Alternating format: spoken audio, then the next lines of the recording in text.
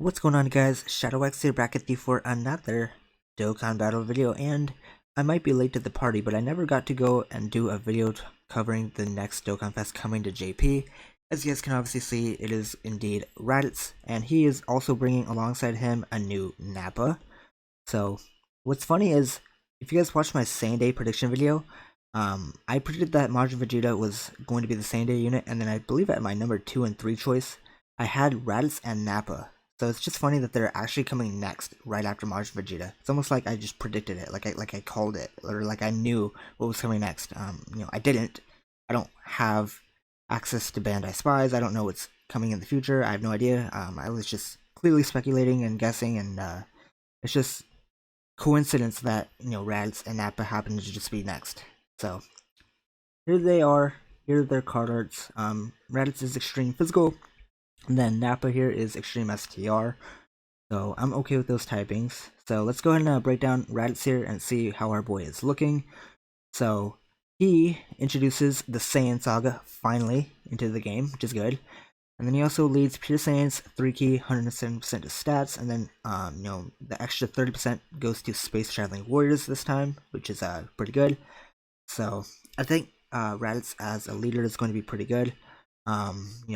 One thing to note also with him being an extreme side of Pure Saiyan's villain lead is you can also build the team on the villain side of things. Whereas, like AGL Evolution Blue Vegeta with his EZA is now like the superclass type for, Pure Saiyan's lead. So you can sort of go either way in terms of, how you want to build the Pure Saiyan's team just because it's such a large roster, right? So I do like that part of Raditz's leader skill. And then obviously, it's going to work well with the Saiyan Saga, right? And then Space Traveling Warriors with the additional 30% there. So I think for his leader skill, he is a pretty good leader, I think. So his super attack effect here, he greatly raises attack and defense for one turn and then causes Supreme, not Immense. That is actually a typo. And then, he is an AoE as well. So keep that in mind. He will have value for World Tournament, though he's only doing Supreme, which is definitely going to hurt him in terms of his numbers. So it is very unfortunate that he does not do Immense. So his passive here, it gets attack and defense 150% at the start of turn. Then when facing one enemy, he gets an additional attack and defense 50% when performing a super attack, and then when enemy's HP is 50% or less, he gets attack 100% when performing a super attack, and then he gains a high chance to perform a critical hit. And then when facing two or more enemies, he gets an additional defense 150% and then performs a critical hit within the same turn after receiving an attack. Then he also gets 2 key when delivering the final blow. So that is what he does. So let's sort of just break this down. So he gets 150% at the start of turn. So when he's facing one enemy, and then he gets the additional 50% attack and defense, when he performs a super attack, you want the HP of the enemy that you're attacking to be under 50% to get the extra 100%. That is, when you don't have that off, he is going to be looking very unimpressive. I feel like he's gonna at Rainbow, full level 10 links, he's gonna be putting up like 3 million attack stats. Like that's just not impressive. You look at this guy's kit and he's just not doing anything interesting. I feel like he's very unimpressive, underwhelming. I don't see a lot here. I feel like he should be doing a lot more. He doesn't have any tech with him, I feel like, and he's going to age fast, I feel like, because he's just all about stats. I don't know, like he's not supporting. He doesn't have additionals or anything like that. I don't know. His passive here is very basic, I feel like. And then, when you're facing, 2 or more enemies, he gets an additional defense, which is fine. That'll be helpful for Super Battle Road. But this is just dumb. So he gets a guaranteed crit after receiving an attack. Dude, he's not a slot 1 unit. You're not running this guy in slot 1. So, you get guaranteed crits after he's already attacked in slot 2 and 3? Like, why? Like, dude, I don't understand the design that they chose here for this Raditz. Like, it's very odd. I don't know what they were going for with this Raditz, honestly. And he's like, this is just stupid. Like 2 key when delivering the final blow. If you're running him like on a proper setup, he's not really gonna need that 2 key. I don't know.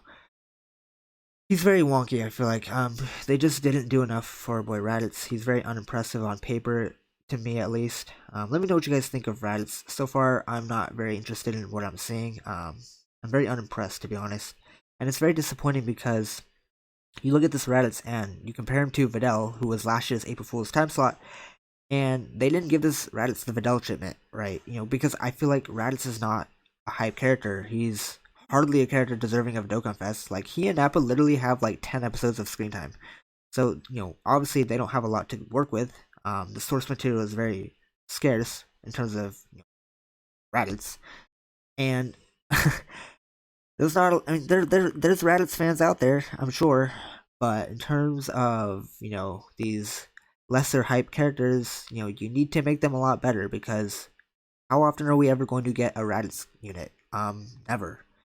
It's different with like a Goku and Vegeta, because they release 500 different Goku and Vegeta units. So if they fumble on one of them, oh well, they're sure to make the next one busted, right? But it's not like that for Raditz. This is it for a long time in terms of a Raditz unit, and the fact that they just made him this bad, I feel like, is just unacceptable, especially for a 2022 release. This is not 2017 Dokkan anymore. We don't need to be giving characters Supreme. Like, if you are a Dokkan, a headlining Dokkan Fest exclusive, you should not have Supreme damage in 2022. That's mind-boggling. Why? Why did they do that to our boy Raditz? I don't. Dude, let's just continue. So, he also has an active skill condition here. It can be activated, after receiving 3 or more attacks during the battle, and then there's 1 enemy. What it does, it greatly raises attack temporarily and then causes ultimate damage, and then he stuns as well. So the stunning is definitely going to be nice for Super Battle Road. Keep in mind, it's only going to be activated at, when facing 1 enemy, and then he has to receive 3 hits, right?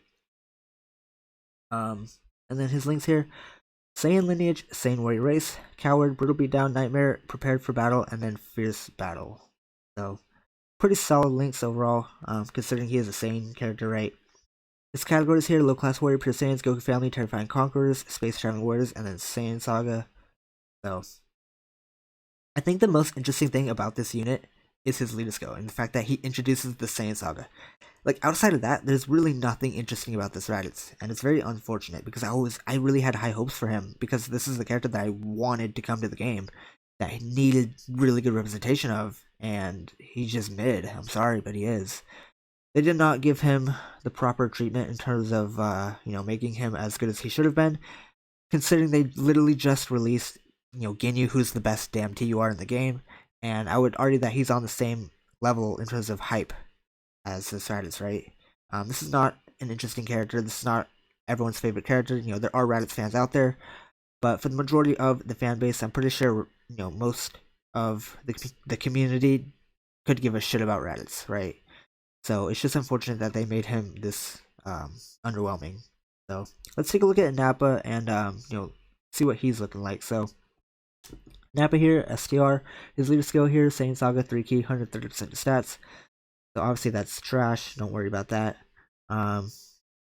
Super attack effect here. Another thing with these banner units is the fact that now that these main Dokkan Fest units have 200% leader skills, I would like this to be at least 150% for these these side banner units, right? 130% just doesn't cut it as a leader skill anymore. Not with events such as the Red Zone existing. So his super attack effect here greatly raises the defense for 1 turn, and then Supreme. Passive here, attack 178% at the start of turn. This is crazy. Defense 780% based off the HP remaining. So the more HP remaining, the greater the defensive boost. So I think that's only for his defense in terms of the HP, right? So if you enter the turn, he's obviously going to be at his best. But if you go into the turn and you're under, let's say 40% HP or something like that, obviously he's not going to be as good. But keep in mind, he is also getting 50% on his super attack effect, right? So you do want to keep that in mind. With this 780% at the start of turn, this guy is going to be at like a million, dude. This guy's insane defensively, right? It is HP based, but I'm really intrigued to see what he looks like starting the turn off at full HP, especially like in the red zone, right? Like, I feel like he's going to be tanking Omega and Broly. I feel like. Okay, so he also gets an additional attack 78% when there's 1 enemy. Then Saiyan Saga categories 2 key, attack and defense 30%, and an additional attack 7% and defense 8% for each superclass enemy. Oh, okay. So that actually could be really useful in like Super Battle Road or World Tournament, right? Um, so yeah, he's a support. Dude, this Nappa actually looks way more intriguing than Raditz. Like, is Nappa better than Raditz? Like, maybe. Like, probably not. But you guys know what I'm saying, right? I don't know. Nappa's looking more interesting than Raditz. Just saying. Just my opinion. So he, alongside Raditz, also has an active skill. His can be activated when there's 3 more enemies, and then after receiving 6 or more attacks during the battle. So, obviously, to get that off as quickly, you'd want this guy in slot 1, but guess what? If you're running this guy alongside Raditz, they want you to run Raditz in slot 1. You're not running him in slot 1. He's not a defensive unit like that. So, I don't know, like, this is probably like a floating unit, I don't know. But, well, see, the thing is his defense, dude, like this right here, like, yeah, you could run him in slot 1, like, yeah, for sure. Like, if you're starting the turn with full HP, or, if you have around, like, 78%, after he super attacks, he's gonna be solid defensively, right? So you could definitely, depending on your HP, you could run this guy in slot 1, I feel like. Okay, so his active skill does ultimate damage, and then attack enemies, attack minus 31%, and then defense minus 81%. Oh my god, dude, jeez.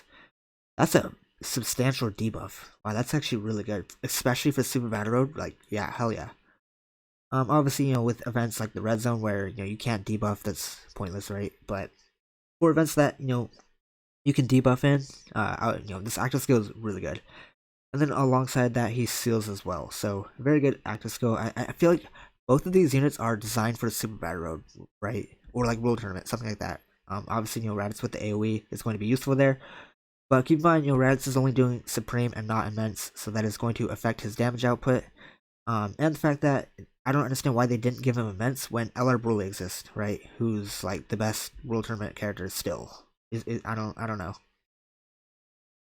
Can you actually make a full Pure Saiyan? Well, no, because of LR Krillin. Never mind. I was thinking you can make a full Pure Saiyan AoE team, but no, never mind. Scratch that idea. Alright, so his links here, Saiyan Lineage, Saiyan Warrior Race, Coward, Brutal Beatdown, a Nightmare, or excuse me, I'm looking at the wrong unit, my bad. Brutal Beatdown, Saiyan Warrior Race, Infighter, Berserker, Tough as Nails, Shocking Speed, and Fierce Battle. So, one thing with Nappa that I don't like, there's 2 links that I wish he actually would have had instead of the links that he has here, and, these links are Berserker and Shocking Speed. So, number 1, I actually would prefer if this guy had over 9,000, because Grade 8 Vegeta has that link, and why does this guy have Shocking Speed when Raditz has Prepared for Battle? I don't get it. They release these characters and then they don't even like think that well. Like, why? I don't understand. Like, Nappa's supporting him, which is fine, but you want to give us some characters that link well together, guys? Like, I don't understand here. I don't understand the choice here. So I feel like with team building, this guy's links could be a little bit wonky, just depending on who you're running on the team. His categories here are Saiyan Saga, Pure Saiyans, Terrifying Conquerors, and then Space Traveling Warriors. So Nappa is actually very intriguing. I'm very interested in seeing what numbers he puts up on the defensive end of things. Raditz seems more of like an offensive unit, and then obviously Nappa is more on defensively built. I feel like that's just the way I'm seeing it. But once they we see the data download, they come out in game, things like that, we would get a better look at the 2 of these characters. But there you guys go. There is Raditz and Nappa as the next characters coming for the celebration. I will say, with the delay of Dragon Ball Superhero, and Toei getting hacked and all that, it feels like this Raditz was like a throwaway unit that they just threw into this time slot because of the delay of the movie. Because we know that the movie was supposed to come out in April, and that's not happening anymore. And I presume that was probably going to be the Golden Week characters, right? And now that it's all changed, it's like they just threw Raditz in here. Like, this actually feels like a unit that was made in 2019. Like I feel like this unit should have released alongside LR graded Nappa, right? I don't know. Like, I don't know how to describe this guy's kit. It's like he just feels like a unit from the past. And for a 2022 release, he's going to age out. very quickly. Like it's unfortunate for Raditz because we're just not gonna get very many versions of him moving forward, right? And same thing with Nappa, right? But I do think Nappa, could still get his own Dokkan Fest, right? We even could get a Dokkan Fest of Raditz and Nappa or something like that, right? A free to play LR or something, I don't know, but we'll probably see more iterations of these two characters way down in the future, but not anytime soon. So it's unfortunate that this is what they gave us. But I don't know. You guys let me know what you think of Raditz and Nappa. I'm not very excited for them, to be honest. I'm more interested for Nappa. But I think this is an easy skip. Like if I need to tell you to summon, like you need to go get help because this should just be an easy skip. There's not even any discussion for argument. Save your stones. I plead with you guys for whatever's coming next. But yeah, I just don't think this is worth your stones, in my opinion. So anyway, there's Raditz and Nappa and their details and what I think of them. Let me know what you guys think of them in the comments below. And with that, that is going to do it for this one. Thank you guys for watching, and until next time, I will see you all in the next one.